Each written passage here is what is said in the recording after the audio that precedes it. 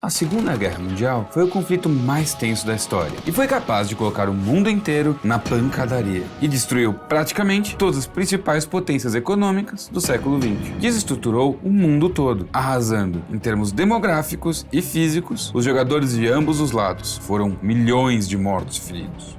O pior lado do ser humano havia se devassado durante 6 anos. Bom, tamanha destruição demanda uma reconstrução. Não é como se o mundo simplesmente fosse manter os mesmos alicerces de antes, né?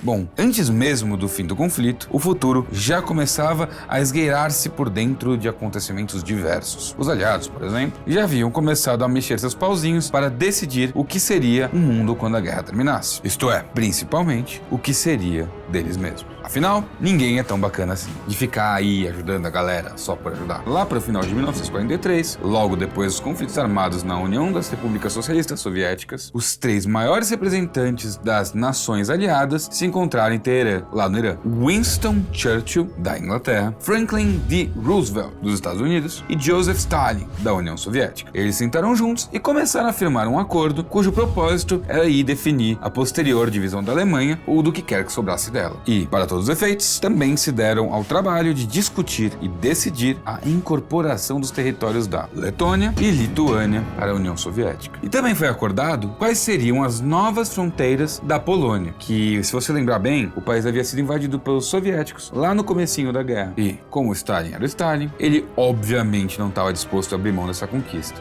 Também foi no Teherã que essa galerinha aí começou a discutir estratégias para invadir a Alemanha e derrubar o governo hitlerista. Ou seja, foi ali que o dia D foi determinado e o avanço soviético pelo leste, sentido Berlim, começou a ser pensado. Depois dessa, ainda rolaram aí, pelo menos, outras 2 grandes conferências importantes antes do final da Segunda Guerra Mundial. Porque, afinal de contas, ela só terminou mesmo com a rendição do Hirohito, algum tempo depois da queda de Hitler. Enfim, uma delas foi na cidade de Yalta, na União Soviética. Esta se deu em fevereiro de 1945. A outra, que é bem famosa, se deu em Potsdam, na Alemanha, entre julho e agosto do mesmo ano. Na conferência de Yalta, o principal tópico de discussão foi a criação de uma nova organização mundial com o objetivo de substituir a antiga Liga das Nações, que até então era a responsável pela manutenção da paz e que, bom, claramente não tinha conseguido manter muito bem essa função. Alguns meses depois, lá para outubro, nasce uma nova ordem mundial, conhecida como a Organização das Nações Unidas, ou, para os mais chegados, a ONU. Foi lá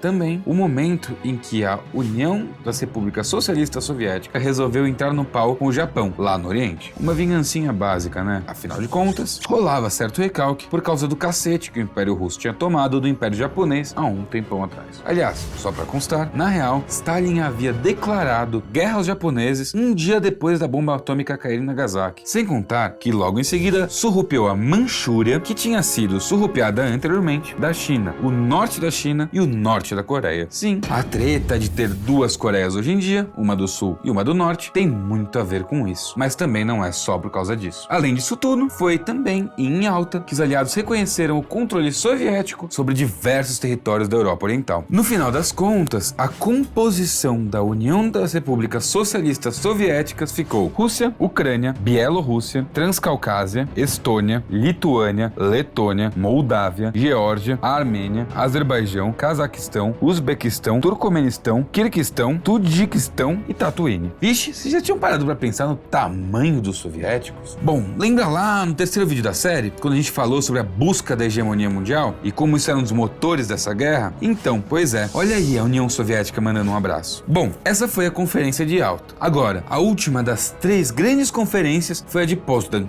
Alemanha. E a brisa foi, na real, resolver o que fazer com a Alemanha, uma vez que eles tinham derrotado ela definitivamente e pela segunda vez em um curtíssimo período de tempo. Vamos começar com a primeira medida, que foi, obviamente, uma pesadíssima multa aos alemães. Coisa de aí uns 20 bilhões de dólares, que pode até não parecer muita coisa hoje em dia, em termos de economia de país. Mas, se você levar em conta a inflação, correção, mudança de moeda que rolou nos últimos anos, você vai perceber que é uma fortuna muito grande. Tipo, muita grana mesmo. Além disso, os aliados obrigaram os alemães a retraírem seus domínios, devolvendo todos os territórios que eles haviam anexado desde 1937. Além disso, teriam que separar a Áustria da Alemanha. Porque se você lembrar, a Áustria havia sido tomada antes do início do conflito. É provável que o principal objetivo dos aliados, nessa ocasião, fosse incapacitar a Alemanha definitivamente, evitando que rolasse uma terceira guerra mundial. Nas palavras do presidente dos Estados Unidos da América, Henry Truman, abre aspas, retirar da Alemanha tudo o que pudesse servir à preparação de uma nova guerra. E realmente, eles minaram qualquer possibilidade de acontecer qualquer coisa. E realmente, eles conseguiram. Para isso, além de fazer a Alemanha pagar pelos estragos que causou, os três ainda acordaram que os alemães não mais poderiam ter uma indústria bélica, nem forças armadas, nem Megazord, nem Lord Sith, nem Estado-Maior, nem nada. Sem contar que também decidiram levar os principais criminosos de guerra nazistas para um julgamento em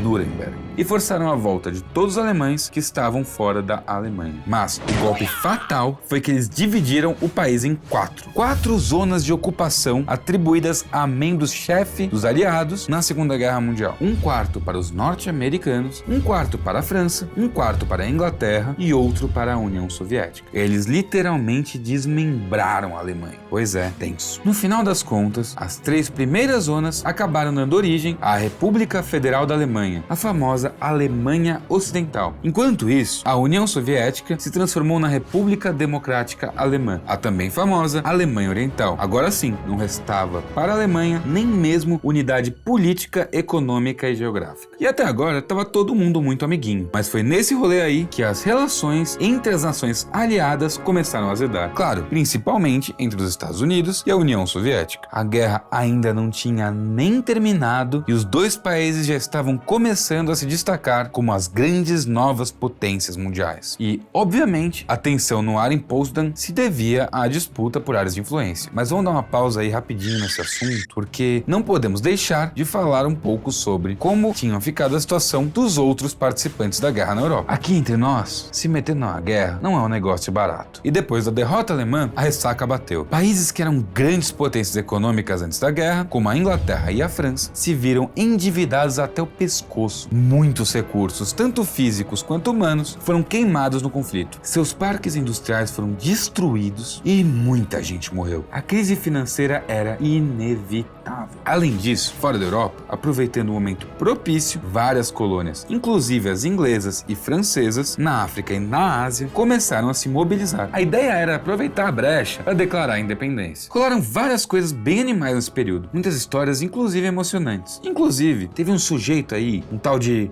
Mahatma Gandhi, que foi bem importante nessa história toda aí. Mas e aí, se você estiver interessado nessas lutas, por essas histórias todas aí, pode dar um toque, dá uma sugestão, comenta aqui embaixo e aproveita e se inscreve no canal porque não custa nada. Enfim, enquanto isso, na China, a luta contra os japoneses deu lugar à retomada de uma guerra civil entre Kuomintang de Chiang Kai-shek de um lado e o Partido Comunista Chinês sob a liderança de ninguém menos do que Mao Tse-tung do outro. E diferente do que tinha rolado uns anos antes, quando os comunistas apanharam pra caramba do Kuomintang, dessa vez eles botaram Chiang Kai-shek pra correr. Literalmente. Mais especificamente para Taiwan. Perdeu a linha e tocou o barco. E então, na China continental, foi proclamada em 1949 a República Popular da China, que está aí até hoje sob o comando do Partido Comunista Chinês. E o Japão, depois de aceitar a derrota, ficou numa situação bem parecida com a da Alemanha. Acabou perdendo todos os territórios que havia conquistado na guerra, ficou sem o seu exército e ainda teve que aturar a presença de militares norte-americanos até o ano de 1950. Isso sem contar com as mazelas decorrentes dos bombardeamentos nucleares em Hiroshima e Nagasaki. É bem dureza mesmo. E quem saiu melhor aí dessa história toda foram os norte-americanos, sem dúvida alguma. Como estavam mais longe das principais zonas de conflito, os Estados Unidos sofreram relativamente poucos estragos. Porém, mais importante é que a guerra na Europa havia sido uma mão na roda para a economia norte-americana. Sem contar que a indústria bélica e os empréstimos à Inglaterra deram energia para a Jinkindama que salvou os Estados Unidos daquela pavorosa crise econômica que os havia assolado nos anos 30 e enterrou a crise de 29 e também possibilitou o plano norte-americano de recrutamento de aliados, o famoso Plano Marshall, que foi o plano que financiou a reconstrução de boa parte da Europa Ocidental. Mas tinha uma galera bem incomodada com isso lá no leste. A União Soviética, como eu já disse, perdeu gente demais na guerra. Aliás, vale lembrar que a batalha com mais baixas da guerra inteira foi durante a invasão da República Soviética. Mas, ainda assim, ela conseguiu sair do conflito como uma gigantesca potência militar e industrial. Sem contar que conquistou o respeito geral da galera. Ninguém mais queria sair na mão com o titio Stalin. E ele já deu o recado ali para a Europa Oriental. E foi isso aí, tanto os Estados Unidos quanto a União Soviética começaram a viajar o mundo.